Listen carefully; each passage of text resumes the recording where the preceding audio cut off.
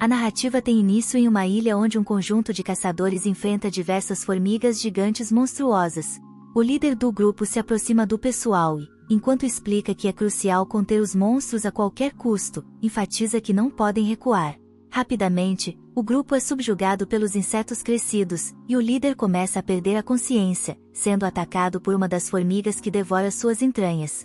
A vida do líder começa a desvanecer, mas, nesse momento crítico, um homem surge para salvá-lo de se tornar alimento, utilizando sua incrivelmente poderosa magia de cura. O líder grita enquanto o homem se prepara para ser atacado também, mas é prontamente resgatado. O Salvador chama seu companheiro de equipe para juntar-se ao ataque. Este próximo integrante da equipe revela-se uma fera absoluta, combatendo os monstros. O primeiro grupo percebe surpreso que, o tempo todo, eles eram apenas personagens secundários, pois torna-se evidente que os indivíduos que vieram resgatá-los são caçadores de classe S. Esses caçadores eliminam as formigas vermelhas, mas uma formiga albina ainda maior surge, levando os atacantes a decidirem envolver-se na luta. O líder, enquanto deixa os feridos aos cuidados do curador desses guerreiros poderosos, inicia a batalha. Eles utilizam incríveis técnicas de trabalho em equipe para enfrentar a criatura, arrancando-lhe o rosto. O poderoso guerreiro de classe S, então, utiliza um dos braços da criatura como arma para aniquilar completamente o gigante sem pigmento. No entanto, não há tempo para celebrar, pois um exército albino se aproxima, revelando que a formiga gigante e poderosa era apenas uma dentre muitas. Entretanto, esses caçadores encaram desafios sem temer nada.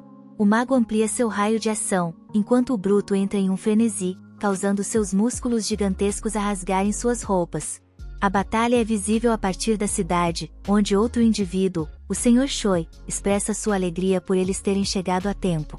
Ele está ocupado, pois a cidade enfrenta um problema grave, iluminando-os com chamas sérias, deixando apenas as incolores. Contudo, não há motivo para preocupação, pois ele conta com sua equipe de exterminadores para enfrentá-los. Descobrimos, então, que há mais de 10 anos, portais que conectam a uma dimensão diferente surgiram de repente no mundo. Diversos monstros emergem desses portais, e apenas pessoas com habilidades especiais despertadas têm a capacidade de combatê-los. Esses indivíduos são chamados de caçadores, classificados com base em seus poderes mágicos, variando de S, o mais alto, até I, o mais baixo. No entanto, o problema enfrentado por esses caçadores é que, uma vez que seus poderes são despertados, suas habilidades não podem mais ser desenvolvidas, não importando o quão intensamente tentem. Passados 3 anos desde o início da infestação de formigas, encontramo-nos em uma cidade onde um grande grupo se prepara para uma missão de ataque. Um indivíduo chamado Kim dá as boas-vindas a outro, os dois aguardam com a esperança de ganhar considerável recompensa se a missão for bem-sucedida. Nosso protagonista, Jin-woo, chega, sendo reconhecido por todos, e trocam cumprimentos. O carneiro chamado Chop não é visto há algum tempo, pois tem passado muito tempo assistindo a vídeos de entretenimento. Curioso sobre por que todos estão cumprimentando Jin-woo, ele questiona se isso significa que Jin-woo é muito forte. Kim explica que, na verdade, Jin-woo é infame pela razão oposta, pois recentemente se juntou ao grupo, mas já ganhou a alcunha de caçador mais fraco de toda a humanidade. Chop considera esse apelido preguiçoso, mas Kim assegura que não é um exagero. Jin-woo até ficou ferido em uma masmorra de classificação e precisou ser hospitalizado, indicando que a missão que estão prestes a realizar não será fácil. Apesar dos esforços dos companheiros para evitar que Jin-woo ouça a conversa, ele ouve tudo e não pode negar nenhuma palavra do que foi dito. Nesse momento, uma garota chamada Jui chega e fica chateada ao ver que Jin-woo se machucou novamente. Ele foi o único ferido durante uma missão de classificação e, mesmo sem ter um curandeiro no grupo, pois presumiam que a missão seria fácil demais para causar ferimentos. Mas Jin-woo já aceitou o fato de que é considerado fraco e se acostumou com isso. No entanto, não há tempo para pena, pois a próxima missão está prestes a começar. Um homem chamado SX se apresenta à equipe e propõe ser o capitão da missão, sendo o caçador mais bem classificado entre eles. Assim, todos expressam sua satisfação por tê-lo como líder, e a missão que ele decidiu inicia. O grupo começa a adentrar o portão, e Kim aconselha Jin-woo a se sentar próximo ao grupo para evitar ferimentos.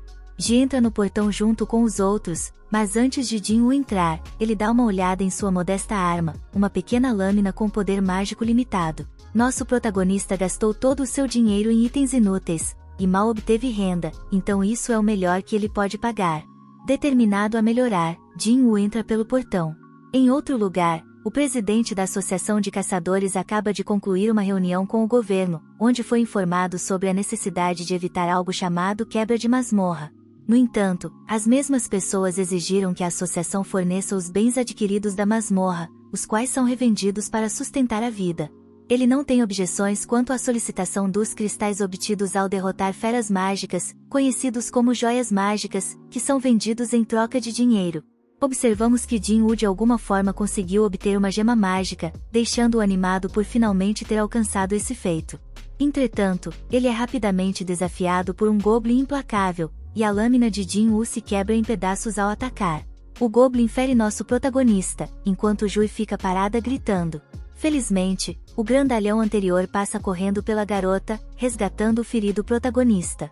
Parks continua em busca da próxima fera, deixando Jui para cuidar de Jin-woo enquanto ele é curado. Jin-woo pode apenas observar enquanto o restante da equipe executa todas as tarefas. Nesse processo, aprendemos que as joias mágicas obtidas de feras mágicas de alto nível podem ser transformadas em armas mais poderosas para derrotar criaturas ainda mais robustas. Os cristais da masmorra também podem servir como armas, mas seus efeitos não se comparam aos das gemas mágicas. O governo tem interesse em utilizar esses itens como uma nova forma de energia, sendo mais segura, eficiente e menos poluente do que outras fontes de energia existentes. A equipe comemora após derrotar o chefe da masmorra, revelando a extrema valiosidade dos caçadores no ambiente da masmorra. Jin-woo, embora seja considerado o mais fraco, sofreu muitos danos durante a batalha, enquanto Jui continua a tratá-lo. Ela se questiona sobre a escolha de Jin-woo em se tornar um caçador, dado que ele está frequentemente se machucando e parece destinado a encontrar seu fim um dia. Jin-woo pede desculpas, mas suas palavras não parecem ter muito significado para Jui, que está genuinamente preocupada com ele. Após a batalha, todos recebem os despojos, mas há poucos monocristais, sugerindo que não renderão muito dinheiro. Jin-woo se questiona se realmente acabou e expressa um leve desapontamento, já que só conseguiu uma pequena joia de classificação e... A dúvida começa a surgir, e ele decide que não é suficiente arriscar sua vida naquele momento. Contudo, a situação muda quando alguns membros da equipe descobrem uma caverna profunda. Eles se perguntam se entraram em uma espécie de masmorra dupla, o que faz sentido após derrotarem o chefe, mas a masmorra não se fecha. Todos ficam animados com a possibilidade de mais desafios e recompensas. No entanto, Sonny explica que, nessas circunstâncias, eles devem relatar suas descobertas à Associação de Caçadores e seguir suas instruções. Alguns membros do grupo reclamam e destacam que isso implicaria em desistir da oportunidade de encontrar objetos valiosos em uma área inexplorada. Eles também argumentam que é apenas uma masmorra, não deveria ser tão perigosa. Kim, então, culpa o capitão ao mencionar que a esposa do homem da tainha está grávida do segundo filho, e eles precisam de mais dinheiro do que o que já encontraram até agora. Sonny expressa preocupação com os perigos desconhecidos da área inexplorada, e decidem votar sobre o que fazer. A votação acaba em empate, sendo Jin-woo o último a votar. Enquanto todos esperam, Jin-woo pondera sobre o quão perigosa a masmorra de classificação e é para ele. No entanto, considerando que seu pai está desaparecido e ele é o único na família capaz de ganhar dinheiro, especialmente para financiar a faculdade de sua irmã, ele vota a favor de retornar à cidade.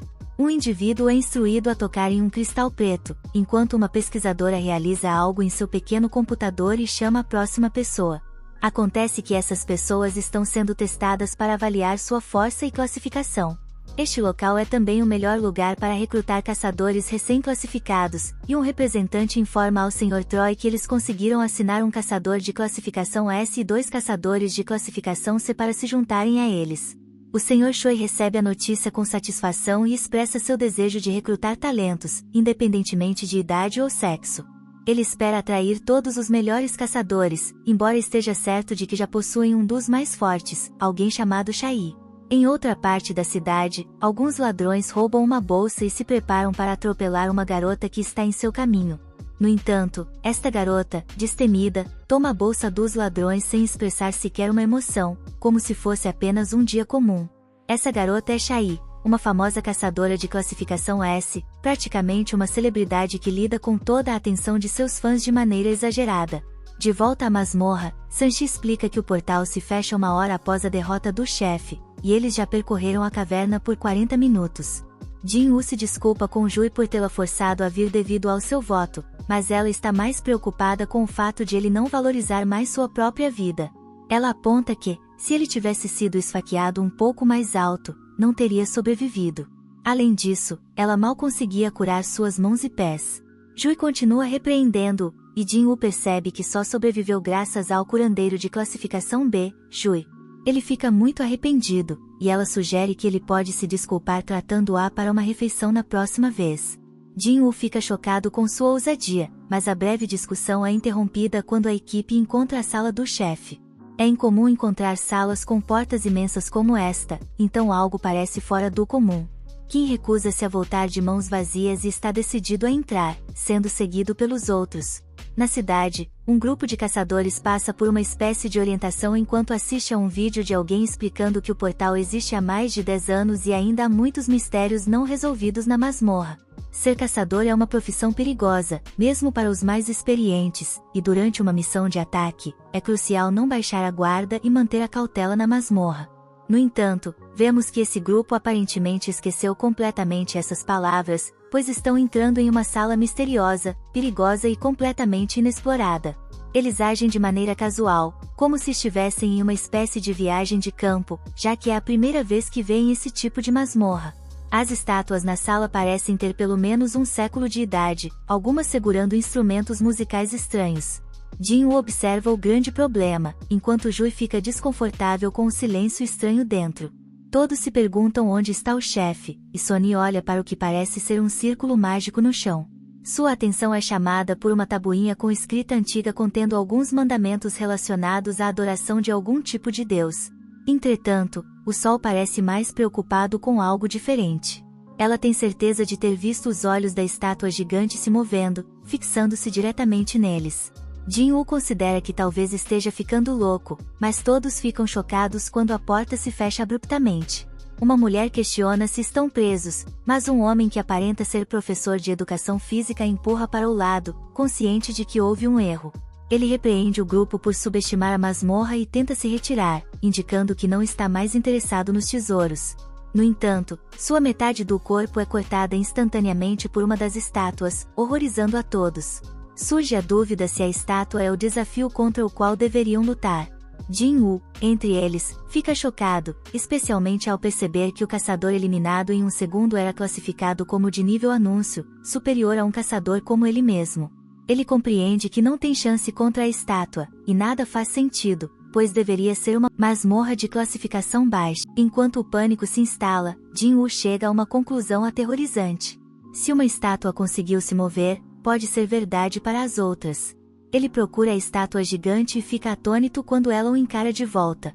Uma reflexão sobre a história de Jin-Woo revela que ele passou por inúmeras vidas e mortes. Em sua primeira missão, foi separado da equipe e atacado. Em outra ocasião, e foi hospitalizado por semanas após ser ferido por uma fera mágica de classificação e, mesmo as masmorras classificadas como as mais baixas representam uma situação de vida ou morte para Jin-Woo.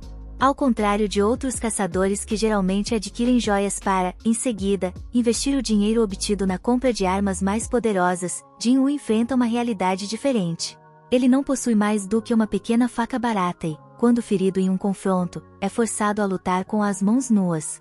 Suas roupas desgastadas e cheias de buracos são motivo constante de zombarias por parte dos outros caçadores.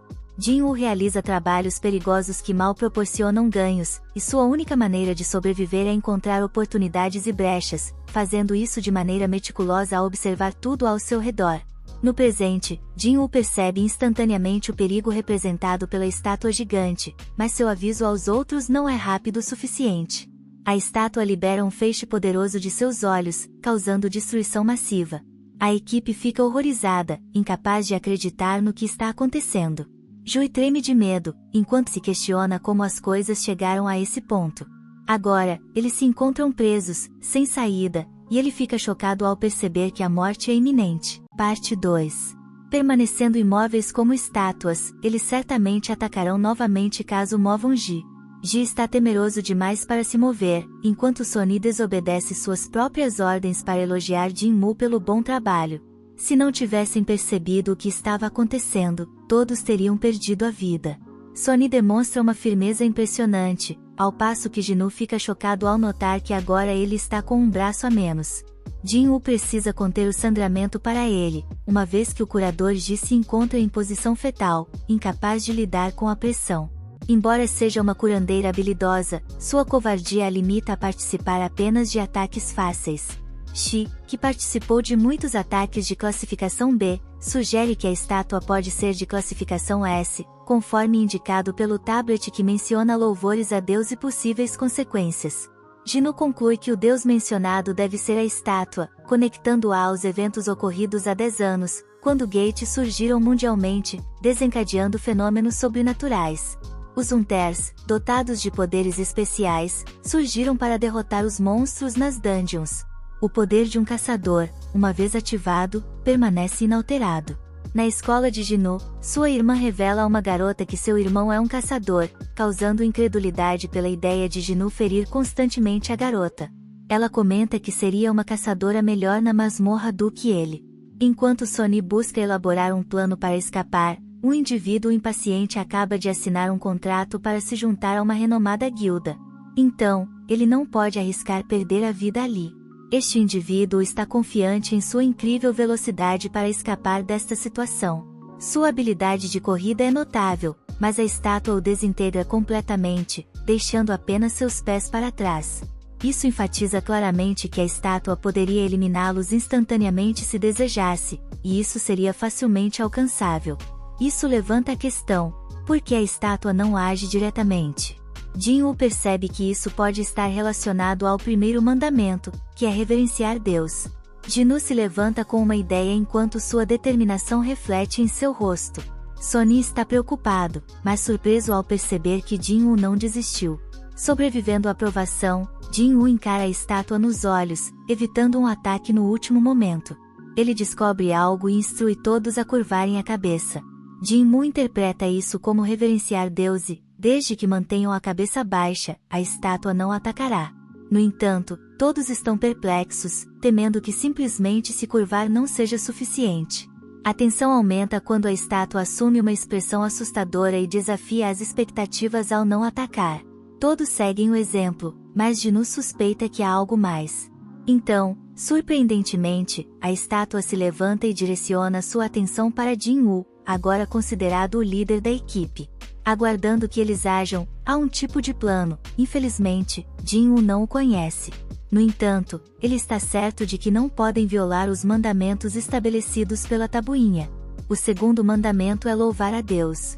Um homem corajoso de cabelos compridos toma a frente para tentar algo, começando a orar para a entidade. Inicialmente, todos pensam que está funcionando, já que o monstro parece desacelerar. No entanto, Jin-woo percebe que as palavras do homem não se aplicam a esse Deus, e a estátua pisa instantaneamente nele, desencadeando o caos absoluto. No meio do tumulto, uma garota secundária é esmagada, e todos decidem se dispersar. Parks, preocupado em deixar sua família sem pai, faz uma escolha infeliz ao permanecer parado, sendo cortado por outra estátua. Enquanto Jin-woo foge com Ji-hye, ele tenta desesperadamente entender o significado por trás de louvar a Deus, pois esse monstro é praticamente o diabo. No entanto, ele não consegue pensar em nada para elogiar. O que ele sabe é que não pode deixar Ji sozinho enquanto todos ao redor perdem a vida. Jin-woo procura freneticamente por pistas, examinando tudo o que as estátuas estão segurando. Ele tem uma ideia e instrui todos a irem até as estátuas que seguram instrumentos. Fica claro que essas estátuas não atacam, e em vez disso, tocam seus instrumentos. O local onde Jin-woo chega não desempenha o papel de música. Então, torna-se evidente que a abordagem não funciona com duas pessoas. Após Jin-woo deixar Ji, a estátua começa a tocar música. Jin-woo corre para encontrar sua própria estátua, mas quase é esmagado por uma estátua gigante. Um grito alerta que Jin-woo pousou na frente da estátua errada, que bate seu escudo em cima dele, fazendo Ji gritar. Jin-woo ainda está vivo, mas em péssimas condições. Ele está determinado a não desistir, porém o gigante se prepara para encerrar sua vida de uma vez por todas. Jinu se recusa a sucumbir quando o gigante se prepara para atacar, mas outra estátua começa a cantar, indicando que Jinu chegou à estátua certa a tempo. Ele percebe que isso é o que significa louvar a Deus, e a estátua gigante se retrai. Jin diz a Ji que está bem, mas ela fica chocada ao ver que seu pé foi atingido. Ele tenta assegurar que ficará bem, mas ela se recusa a ouvir, determinada a curá-lo. No entanto, seu corpo começa a falhar, surpreendendo a todos com a terrível condição. O raid chega ao fim, e um homem relata a Sonny que perder o braço foi um karma por liderá-los por esse caminho. Enquanto alguns acham isso demasiado severo, Sonny assume total responsabilidade. Jin-Woo demonstra ser mais inteligente do que as pessoas pensam, pois compreende que não há tempo para brigas, já que ainda resta um mandamento. O gigante ergue um altar no centro da sala, e Jin-Woo reconhece os altares de Legends, onde são usados para oferecer tesouros e sacrifícios aos deuses. O terceiro mandamento é provar a fé em Deus, e Kim sugere que o sacrifício deve ser de uma vida. Ele não consegue pensar em um candidato melhor do que o líder deles, considerando que todos testemunharam a morte de suas equipes. Sonny decide ir para o altar. No entanto, Jinu destaca que não é exclusivamente sua culpa, pois todos votaram para ir até lá. A tensão aumenta quando aproxima do altar e pergunta a Jin-Woo se há mais alguma coisa a ser feita. Jin-Woo, não apenas o mais inteligente do grupo, mas também o mais corajoso, solicita a ajuda dos outros para chegar ao altar e examiná-lo. Ele não antecipa nada de ruim acontecendo, então eles o conduzem até lá, onde descobrem que mais chamas surgem. Shi continua pressionando Jin-Woo em busca de respostas, mas ele ainda não concebeu nada. Sonny explica que o portal ficará aberto por uma semana, permitindo que as estátuas possivelmente se movam novamente antes de qualquer resgate chegar. Jin-Woo lembra que leva 7 dias para que um portal se abra completamente, denominado como a quebra da masmorra. Nesse momento, as criaturas são capazes de atravessar para o outro lado. O objetivo principal dos ataques é derrotar o chefe da masmorra e fechar o portal antes que esse tempo se esgote. Isso significa que se não conseguirem derrotar o chefe agora, o gigante aterrorizante poderá entrar em seu mundo. De volta ao mundo deles, Dina visita a mãe de Jinu e conversa com ela, mas a mãe está em condições precárias na masmorra. Jinu comunica aos membros do grupo, que hesitam diante do altar, que eles precisam acender uma chama para cada pessoa. Ao acender as chamas, mais aparecem e a porta se abre. No entanto, surge o medo de que seja uma armadilha, especialmente quando outra estátua começa a se mover em direção a eles. O pânico se instala, mas Jinu mantém a calma ao analisar a situação de maneira brilhante, instruindo todos a manterem os olhos abertos, pois as estátuas não se moverão se estiverem sendo observadas. Todos seguem as ordens de Jinu, e surpreendentemente funciona. Todos se esforçam para manter os olhos nas aterrorizantes estátuas. Contudo, uma mulher sucumbe ao medo e tenta fugir. Assim que ela atravessa o círculo, sua chama se apaga, embora consiga escapar pela porta. Sonny não compreende totalmente o que aconteceu com a porta, que parece ter se fechado um pouco, mas a mulher parece entender. Sonny acreditava que era necessário permanecer no círculo, e busca respostas de Jin-Woo. Jin-Woo também está perplexo, mas ao analisar as chamas, percebe que as azuis estão diminuindo ao longo do tempo, as laranjas se apagam quando alguém escapa e a primeira ordem era reverter. A segunda era elogiar, e a terceira era provar a fé. Jinu suspeita que a porta seja uma armadilha, causando perigo e medo, e agora oferecendo uma falsa sensação de esperança. Ele questiona se estão sendo testados em sua fé neste Deus. Jin-Woo cai no chão enquanto outro indivíduo decide fazer uma corrida, e a mesma coisa acontece, sua chama se apaga. A porta se fecha ligeiramente, e parece que Kim conseguiu escapar. No entanto, ele pondera sobre a ideia de partir, mas Jinu adverte a todos para não se moverem. Ele destaca que, se alguém sair, não terão olhos suficientes para manter as estátuas sob controle. Jinu lembra a todos que, enquanto mantiverem os olhos nas estátuas e permanecerem imóveis, estarão seguros. Jin-Woo exibe suas habilidades dedutivas ao perceber que as chamas azuis funcionam como um cronômetro e, quando se apagam, eles terão a oportunidade de partir. Kim destaca que há também a possibilidade de ficarem presos quando o tempo se esgotar. Ele admite que não esperava que Jin-woo, considerado o membro mais fraco, se saísse tão bem.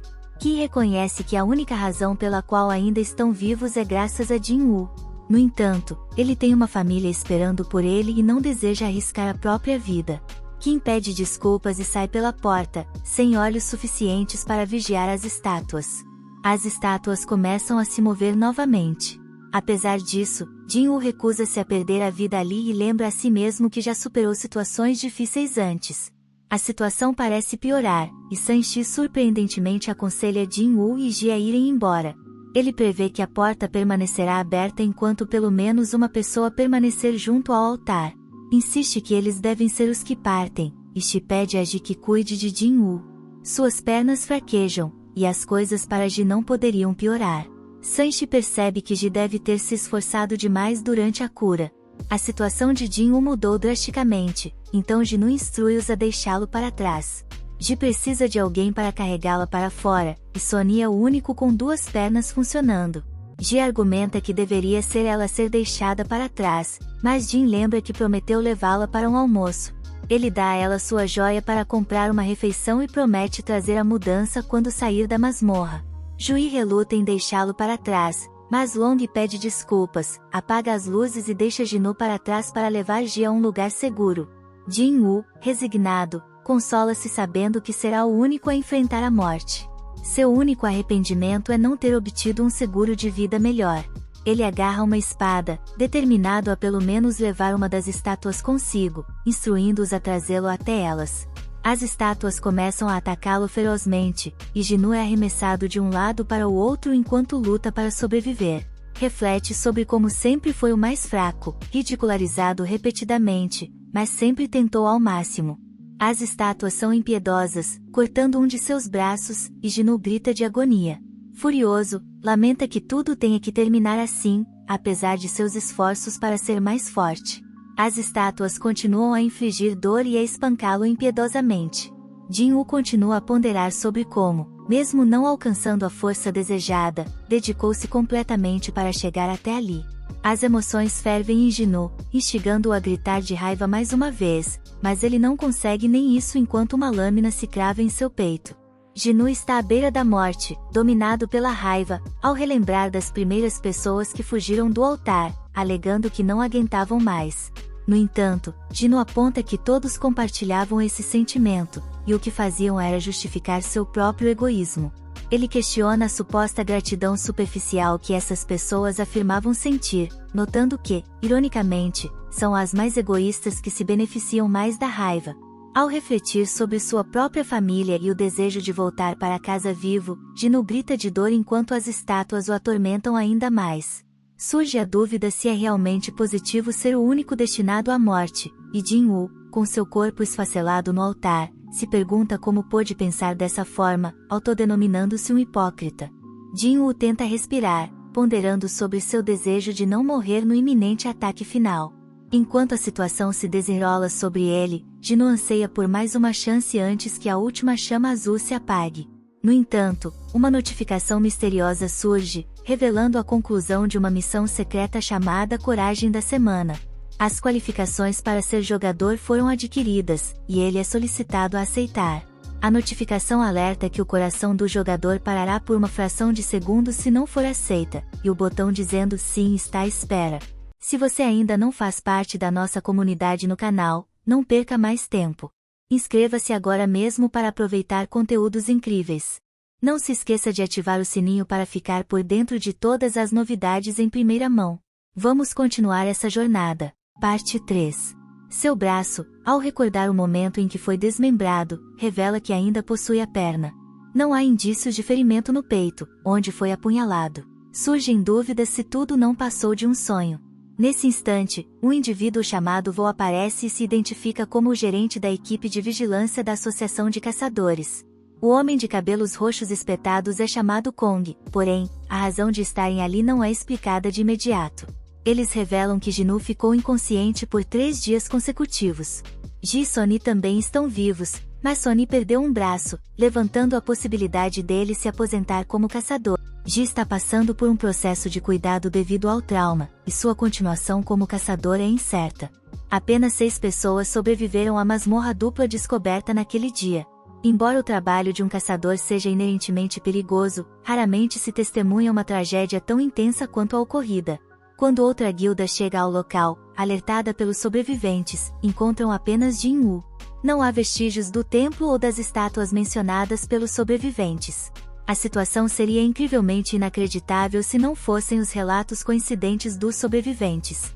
Não há suspeitas sobre os sobreviventes, e Vo apresenta uma teoria. Ele vira para Jin-woo e pergunta se houve um segundo despertar. Vo explica que o poder de um caçador é determinado no momento do despertar e permanece constante a partir desse ponto. No entanto, há ocasiões extremamente raras em que um caçador passa por um segundo despertar, permitindo que ele ultrapasse seus limites anteriores, alcançando até mesmo o rank S. Jin-woo fica entusiasmado ao ouvir isso, e Mu revela que trouxe um manômetro para testar o poder de Jin-woo. Eles ponderam sobre a possibilidade de encontrar uma fera mágica de nível instantâneo, conforme descrito pelos sobreviventes. A ausência de vestígios de monstros sugere a presença de um caçador forte no local. Vo conclui que a explicação mais viável é que Jin-woo passou por um segundo despertar. Ansioso para ouvir os resultados do teste de Mona, Jin-woo fica desapontado ao saber que cometeu um erro e obteve uma pontuação de apenas 10. Mesmo os caçadores de classificação e geralmente conseguem pelo menos 70. Essa pontuação essencialmente o coloca no nível de um civil. Infelizmente, a masmorra desapareceu e não pode ser explorada novamente, mantendo o mistério sobre como Jin-woo conseguiu sobreviver. Desapontado com a situação, Jin-woo se pergunta por que os outros não agiram e questionaram sobre a coisa flutuando no ar. Ele se questiona se é o único capaz de vê-la e percebe que é um painel de toque. Lembrando-se da mensagem sobre se tornar um jogador, sua reflexão é interrompida por sua irmã, que estava genuinamente preocupada com ele. Ele se desculpa e pergunta se ela consegue ver o painel, mas ela não consegue. Então, Jin-woo pergunta se ela sabe como normalmente se abrem mensagens em jogos. Gina acha que ele enlouqueceu, mas Jin-woo a lembra de que ela costumava jogar o tempo todo. Ela responde de forma óbvia, indicando que ele só precisa verificar sua caixa de entrada. Uma notificação revela que Jin-woo recebeu uma missão diária de treinamento de força. Após a saída de Gina, ele explora vários desses painéis, que revelam que o sistema foi projetado para auxiliar o desenvolvimento do jogador. O não cumprimento do sistema pode resultar em penalidades, e as recompensas também foram entregues, embora Jin-woo não compreenda completamente seu significado. Ele confirma sua missão diária, que inclui objetivos como flexões, agachamentos e corrida, mas percebe que não conseguir completar a missão resultará em penalidades. Jin-woo começa a achar a situação uma piada, especialmente estando no hospital e sem energia para qualquer atividade física. Woo relata ao presidente que Jin-woo não demonstrou ter passado por um segundo despertar, deixando muitas perguntas sem resposta. O incidente será marcado como um caso especial e avaliado em outro lugar. O Sr. Choi informa a Shai que ela participará do AAB Rank Raid como instrutora. Esse raid servirá como teste e treinamento prático para novos recrutas, e ele acredita que ela é a instrutora ideal. Shai tem dúvidas sobre sua capacidade de ensinar, mas o Sr. Troy a encoraja a lutar como sempre, pois todos aprenderão com o exemplo dela. Ele destaca que a Guilda dos Caçadores é uma das 5 maiores guildas do país. O dilema reside no fato de que, internacionalmente, eles não se destacam muito.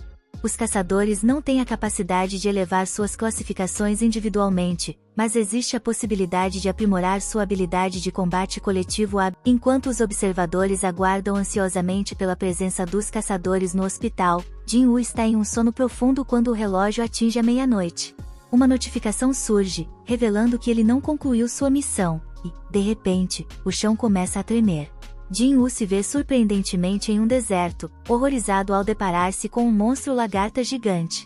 Outra notificação indica que ele recebeu uma missão de penalidade, com o objetivo de sobreviver por 4 horas no hospital. Algumas enfermeiras percebem sua ausência, pois Jin não está em lugar algum. Ele está em alguma outra dimensão, correndo para salvar sua vida, enquanto as lagartas gigantes se aproximam. Para complicar ainda mais, ele tem apenas 2 horas para retornar ao hospital. As enfermeiras continuam a procurá-lo enquanto Jin-woo está correndo contra o tempo. A lagarta está prestes a alcançá-lo, mas, no último momento, o tempo se esgota e Jin-woo se encontra de volta ao hospital. A notificação revela que ele concluiu com sucesso a missão de penalidade, mas Jin-woo, exausto, vomita e desmaia.